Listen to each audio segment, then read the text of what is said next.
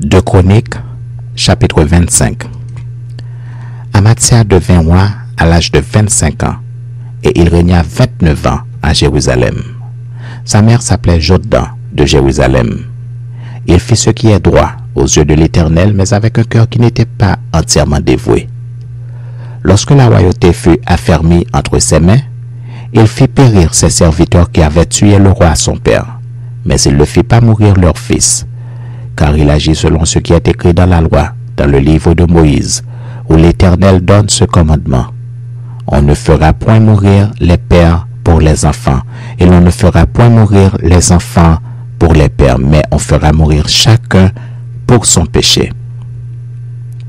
Amathia rassembla les hommes de Juda et les plaça d'après les maisons paternelles, les chefs de milliers et les chefs de centaines, pour tout Juda et Benjamin. Il en fit le dénombrement depuis l'âge de 20 ans et au-dessus, et il trouva 300 000 hommes d'élite en état de porter les armes, maniant la lance et le bouclier.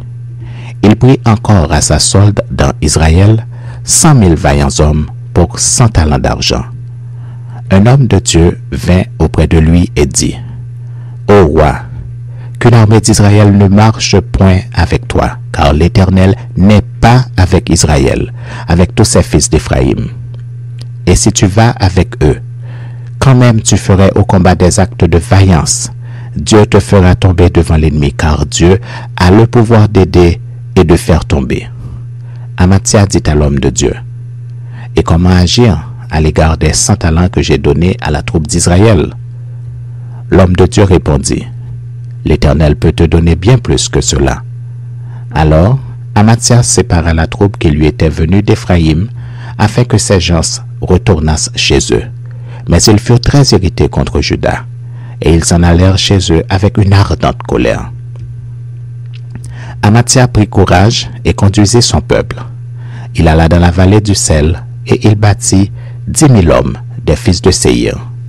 Et les fils de Juda en saisirent 10 000 vivants qu'ils menèrent au sommet d'un rocher, d'où ils les précipitèrent, et tous furent écrasés. Cependant, les gens de la troupe qu'Amathia avait renvoyés pour qu'ils n'allassent pas à la guerre avec lui, firent une invasion dans les villes de Juda depuis Samarie jusqu'à Beth-Horon. Ils tuèrent 3000 personnes et enlevèrent de nombreuses dépouilles. Lorsqu'Amathia fut de retour après la défaite des Édomites, il fit venir les dieux des fils de Séhir et se les établit pour Dieu. Il se prosterna devant eux et leur offrit des parfums. Alors, la colère de l'Éternel s'enflamma contre Amathia, et il envoya vers lui un prophète qui lui dit, « Pourquoi as-tu recherché les dieux de ce peuple quand ils n'ont pu délivrer leur peuple de ta main? » Comme il parlait, Amathia lui dit, « Est-ce que nous t'avons fait conseiller du roi? Retire-toi.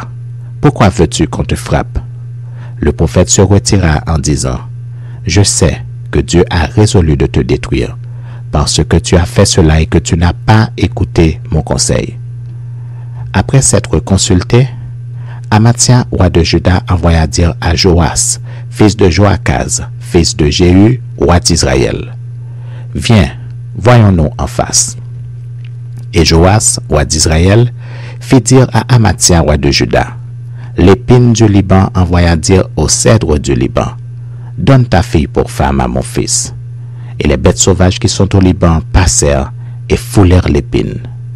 Tu as battu les Édomites, penses-tu, et ton cœur s'élève pour te glorifier?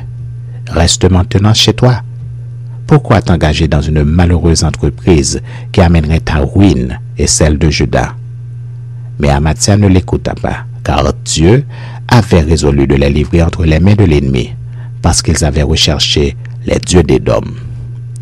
Et Joas, roi d'Israël, monta, et ils se virent en face, lui et Amathia, roi de Juda, à Beth-Shemek, qui est à Juda.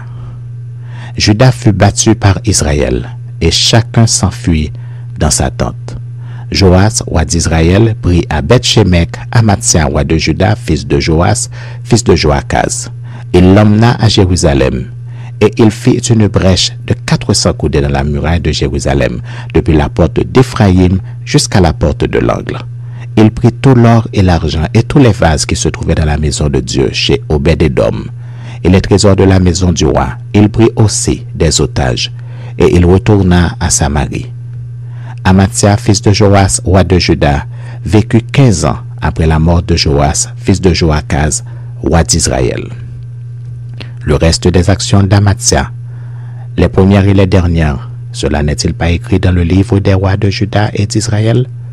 Depuis qu'Amathia se fut détourné de l'Éternel, il se forma contre lui une conspiration à Jérusalem, et il s'enfuit à Lachis, mais on le poursuivit à Lachis, où on le fit mourir.